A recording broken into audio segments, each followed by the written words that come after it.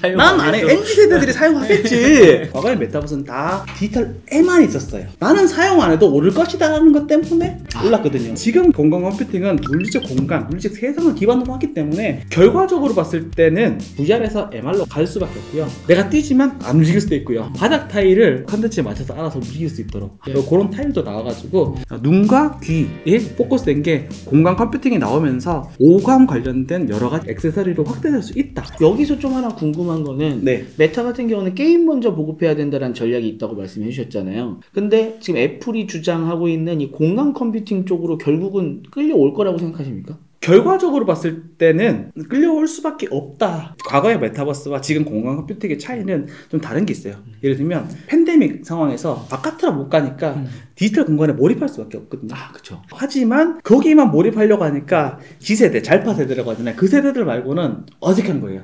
왜냐하면 오프라인 활동을 너무 많이 했기 때문에. 그런데 지금 이제는 엔데믹. 여기 사람들은 기본적으로 실존적인 인물이에요. 실존적인 공간을 떨어져 살 수 없기 때문에 몰입감을 넘어서 공간 컴퓨터로 가는 게 순리적이지 않을까. 그리고 IT 기기에서 가장 하이테크를 보는 게 두 영역이 있어요. 뭐죠? 한 개는 메타가 지금 처음 말씀하셨던 게임, 그 다음에 어덜트 테크놀로지. 그러니까 거기 두 군데에서 가장 테크의 극한을 바라보면 어덜트 테크라는 부분은 약간 쉬쉬하고 있는 부분인데 거기서는 지금 XR 기기를 많이 사용할 거예요 이미. 그러기 때문에 애플이나 이런 쪽은 전혀 아니겠지만 이미 그 부분도 만들어져 있고 그 게임 쪽에서 많은 기술 개발을 해놨기 때문에 향후에 그 부분들이 더 발전될 수 있다라고 보셔도 좋으실 것 같습니다. 디지털 공간에서만 못 살거든요. 밥도 먹고 사람도 만나고 해야 되거든요.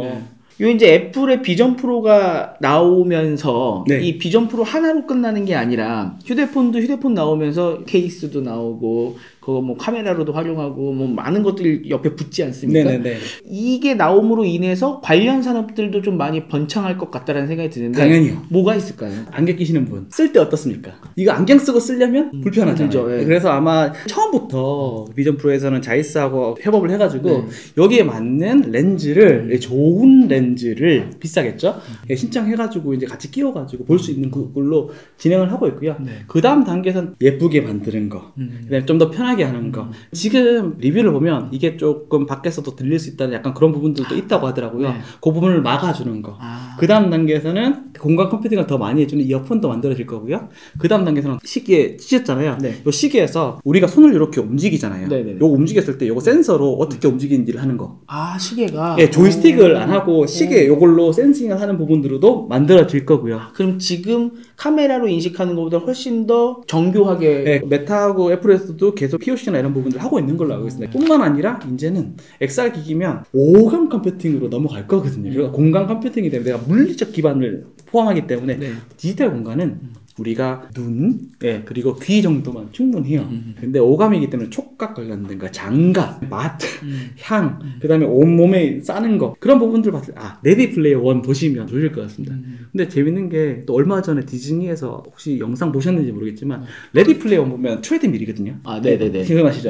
근데 그게 아니라, 바닥 타일을 컨텐츠에 맞춰서 알아서 움직일 수 있도록. 내가 뛰지만 안 움직일 수도 있고요. 가만히 있지만 움직일 수도 있고요. 그런 타일도 나와가지고 공간 컴퓨팅이 나오면서 눈과 귀에 포커스된 게 오감 관련된 여러 가지 액세서리로 확대될 수 있다라고 보셔도 좋으실 것 같습니다. 이쁜 건 당연하고요. 그러네요. 이게 일단 이거 3499에서 절대 끝나지 않습니다. 그 얘기를 하고 싶으셨구나. 그것도 있는데 요 CES 끝나고도 바로 말씀해 주셨던 게 그 HTC였었나요? 표정 트래킹하는 트래커도 바로 나왔었다고? 그런 것들도 계속 나오겠네요. 당연히 나오겠죠. 신기술이 나왔을 때 기기를 다 바꿀 수가 없잖아요. 그래서 모듈러 방식으로 계속 나오긴 할 것 같습니다. HTC 얘기하니까 스마트폰 초기에 우리나라 삼성과 LG가 가장 벤치마킹했던 회사가 누군지 아세요? 그게 혹시 HTC? 맞아요. HTC가 기가 막히게 초기 제품을 잘 만들어요. 근데 HTC가 국가적인 부분도 있겠지만 대만에서 제일 못하는 부분이 매스를 그때 놓쳤거든요. 초기 시장이 인지하는 부분들은 되게 잘 하는데 HTC가 예전부터 이제 계속 관심을 가지고 진행했던 부분이거든요. 얼굴 표정 트래커는 애플이 하겠다고 나왔고요. 메타에서도 나왔는데 퀘스트 3나 아니면 프로에서 나왔기 때문에 그들이 이제 제품 자체를 내기보다는 그 중간에서 요 기능을 할 수 있도록 중간자적인 역할을 했던 부분이 같습니다. 하지만 시장이 커지면 여러 가지들이 나오겠죠. 스마트폰도 보시면 액세서리 중에서 커티도 따로 있잖아요. 기기가 많이 팔리면 그 기기 기반으로 액세서리나 이런 부분들은 무궁무진하게 많이 나올 겁니다. 스마트폰 저것도 있었어요. 조이스틱인가요? 그걸 이렇게 붙여갖고 할 수 있는 것도. 맞아요, 맞아요. 게임 쪽 하셨네요. 게임 출입을 좀 했었습니다.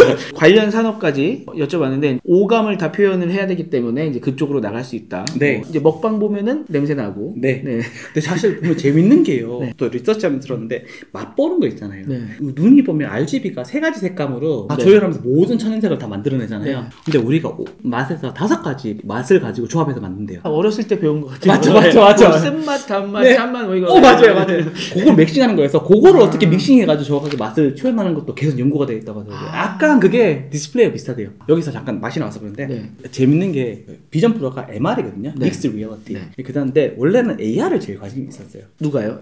애플이요? 네. 왜냐면 진짜로 디지털을 그러니까 현실 기반으로 만들어진 거잖아요. 근데 재밌는 게 컨텐츠를 확보하는 거는 VR이 제일 힘들고요. 왜냐면 다 만들어야 되니까. 근데 기기 만드는 건 그냥 다 가다 놓으면 되니까 그쵸. 쉬워요. 근데 기기 만드는 거는 AR이 제일 어려워요.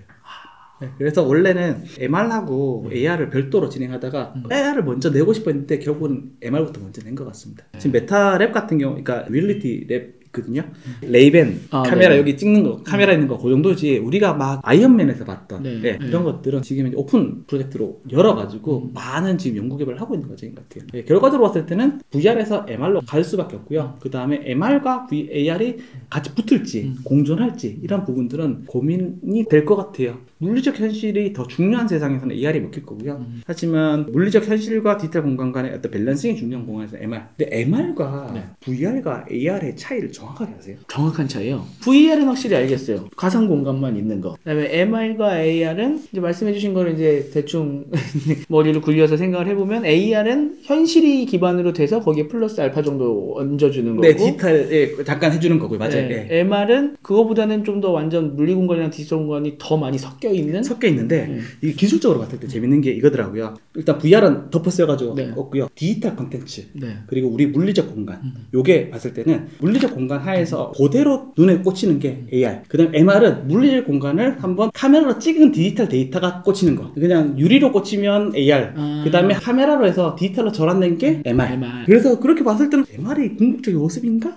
라는 고민도 돼요. 그 MR이 궁극적 모습이 되면은 눈 나쁘신 분들도 시력 교정할 필요 없이 그냥 그거 쓰고 다니면 되는 거고. 맞아요. 이게 나중에 진짜로 정말 가벼워진다면은 좋지 않을까. 메타가 진짜 대단한 게 세그멘트 AI라고 하면서 영상에 있는 걸 추출해가지고 영상을 추출하는 부분을 포커스를 줬다고 하더라고요. 왜? 영상을 추출하면 거기다가 컨텐츠를 댈 수 있거든요.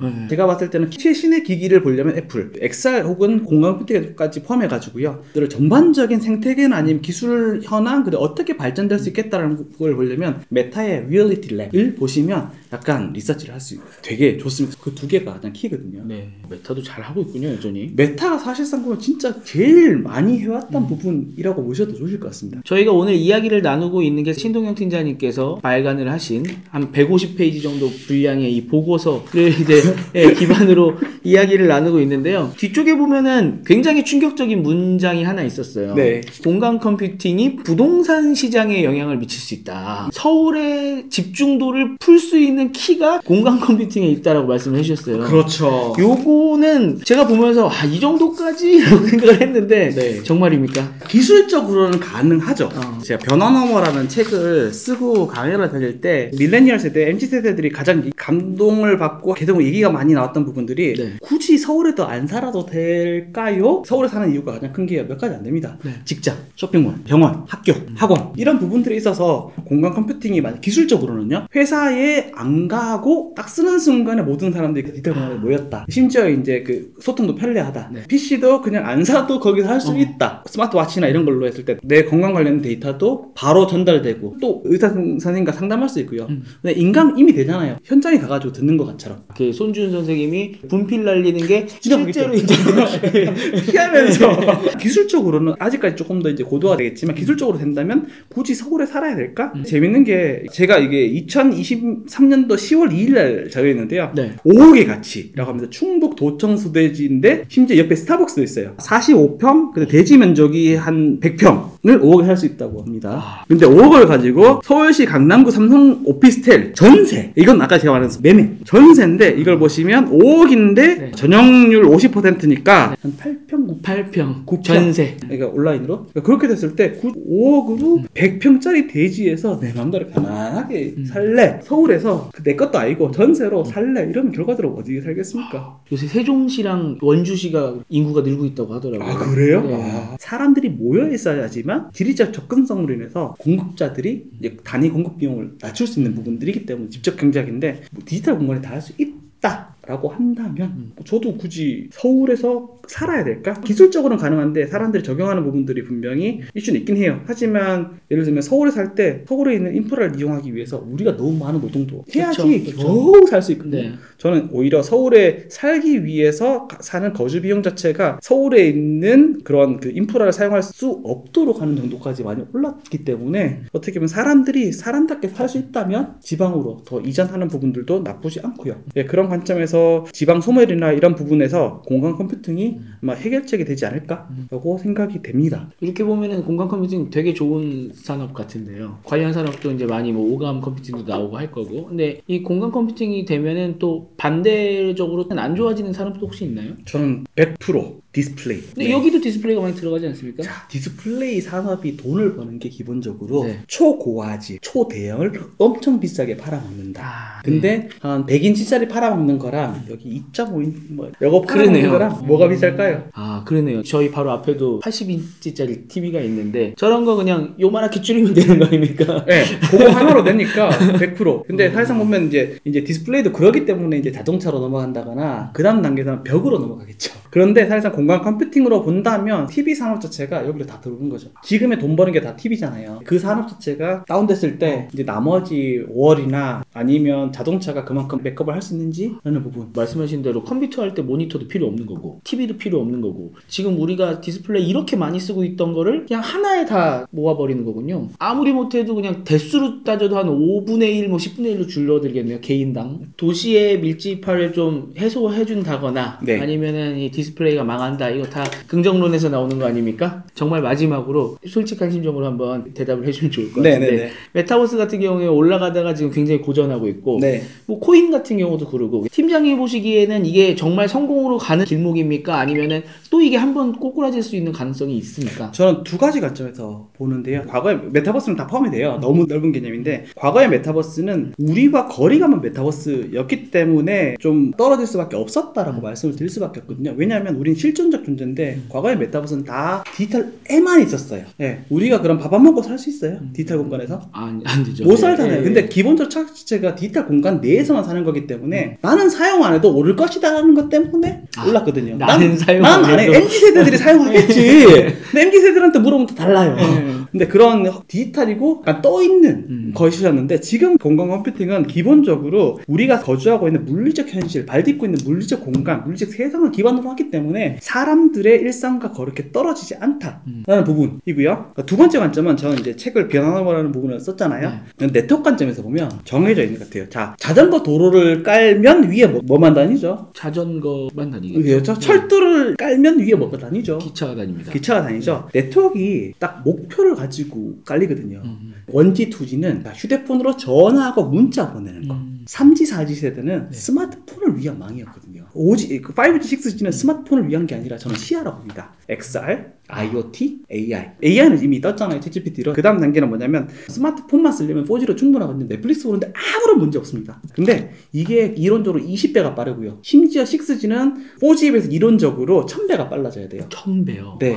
화려한 조명이 나를 감싸는 애가 아니라 화려한 컨텐츠가 나를 감싸는 다 감싸야 되니까요. 네. 그런 공간이기 때문에 더 빨라진다는 건 자전거 도로를 만들 자전거를 위한 거겠지만 일단 5G, 6G는 스마트폰 말고 그 멀티미디어 관점에서 XR을 위한 거였고요. 그 다음에 그 5G, 6G에서 4G, 3G와 4G와 완전 다른 게 IoT. 이게 제 생각엔 2025년에서 하반기에 뜰 것 같은데요.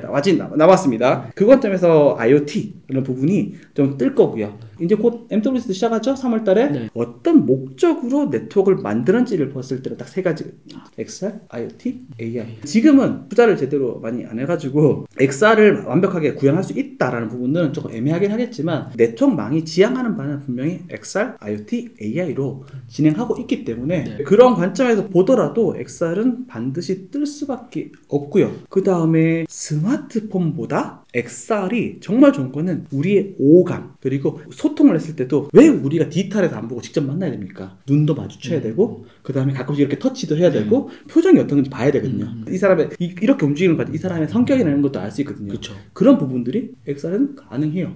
그렇기 때문에 기본적으로 미디어, 커뮤니케이션이 조금 더 인간적으로 사람들이 발디딛고 있는 물리적 세상에 더 가까운 건 XR이기 때문에 갈 수밖에 없다라고 말씀드릴 수가 있습니다. 아이폰이 몇 년도에 나왔죠? 2007년에 아이폰 1이 나왔어요. 네. 2007년 정도에 아이폰 1 정도의 수준이 나오지 않을까라고 생각했는데 역으로 추세를 보니까 10년이면 이거 사업을 접어야 될지 말아야 될지 되게 애매한 상황이어서 애플이 지금 출발한 것 같고요. 그 관점에서 2007년도에 아이폰이 나왔고요. 그리고 2012년도에 우리나라는 거의 다 썼거든요. 네. 근데 문제는 전 세계 침투율이 20%도 안 돼요. 지금요? 아니 2012년도에. 12년도에. 자, 그러니까 빗대서 봤을 때는 스마트폰은 2007년이 XR에 봤을 때는 2027년 그리고 전체 스마트폰 침투율이 20%도 안 됐던 2012년이 20년마다 이렇게 바뀌거든요. 그 추세를 봤을 때는 애플이 조금 더 땡기지 않을까? 애플이 들어왔기 때문에. 그러니까 원래 예상은 그렇게 하셨었는데. 네네. 근데 반드시 옵니다. 예. 타이밍 이슈인데 적어도 2030년 내에서는 무조건 뜰 수밖에 없는 부분이라고 모든 세상이 그렇게 망도 그렇게 가고 있고요.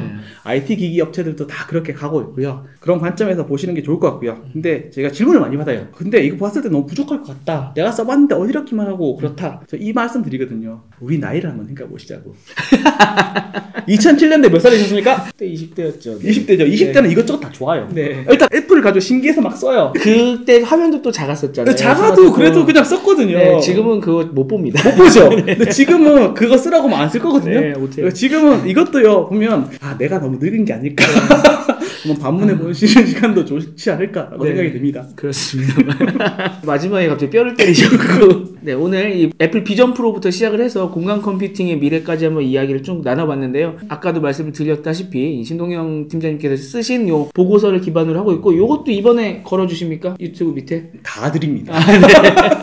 네, 그래서 밑에 걸어주실 거고요. 그리고 제가 저번에 신기했던 게 뭐가 있냐면 저희 CS 갔다 와서 CS 보고서로 또 인터뷰를 했었잖아요. 그때 보고서를 밑에 걸어주셨는데 어떤 분이 저한테 야 이거나 읽어봐 하면서 그 보고서를 저한테 보내는 거예요.